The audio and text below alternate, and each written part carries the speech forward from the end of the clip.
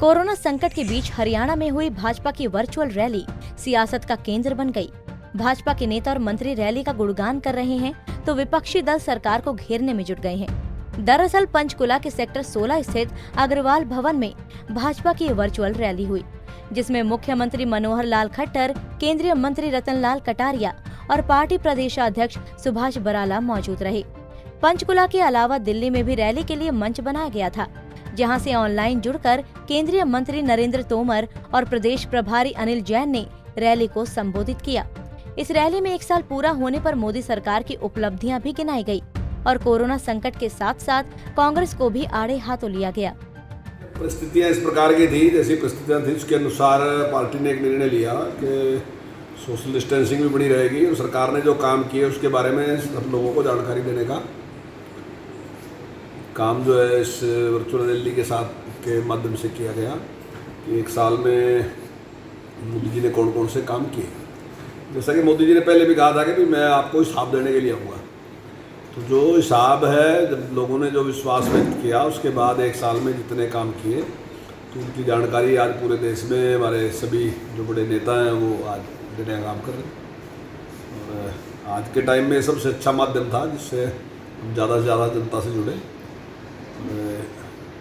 ये जिस प्रकार से किया, ये जिसके पास संगठन होगा मैं समझता हूँ वो ज़्यादा अच्छे तरीके से वो कर सकता है। जिनके पास संगठन नहीं, जो व्यक्तियों की पार्टियाँ हैं, तो उनके लिए तो करना मुश्किल है, क्योंकि वहाँ तो वही आदमी है, बस वही सब कुछ है, वही पार्टी है, वही नेता है, सब कुछ वही है, तो उनके लिए संभव नहीं है।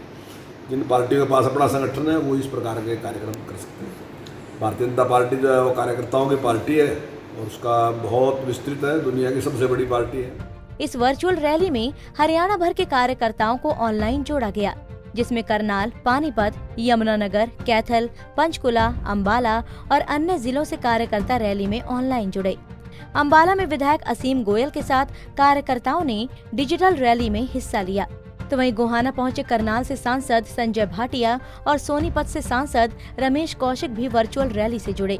हालांकि भाजपा के नेता इस रैली को भी अपनी बड़ी उपलब्धि मान रहे हैं, लेकिन कांग्रेस लगातार भाजपा पर हमलावर है। नंबर 1, 1 साल में इन्होंने दिया क्या?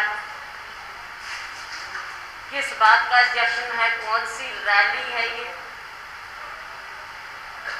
क्या रैली करने का समय है? लोगों तक आपने जनहित के तो कोई कार्य किए नहीं, जन विरोधी फैसले आपके हुए हैं और वो आपने खुद साबित किया है। फैसले लिए और वापस लिए। एक दिन तुगलक की फरमान होता है, फिर वापस लिया जाता है, तो ये तो आप खुद साबित कर रहे हैं कि आप गलत फैसले ले रहे हैं।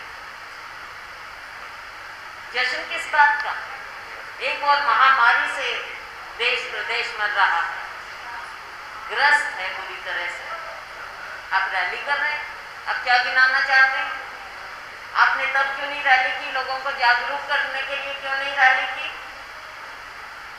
क्यों नहीं लोगों को बताने के लिए रैली की?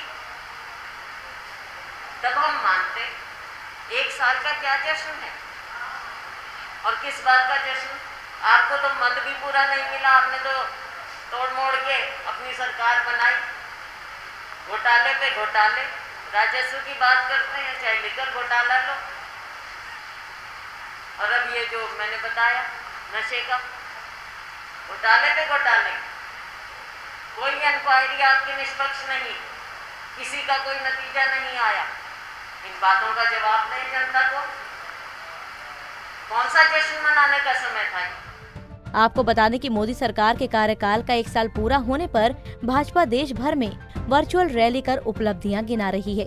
इन उपलब्धियों में CAA लागू करना, आर्टिकल 370 हटाना और राम मंदिर का रास्ता होना शामिल है। इतना ही नहीं, रैली के जरिए PM मोदी के नेतृत्व में कोरोना के खिलाफ देश की बड़ी लड़ाई लड़ने का भी जिक्र किया गया। Bureau report, Punjab Kesari TV.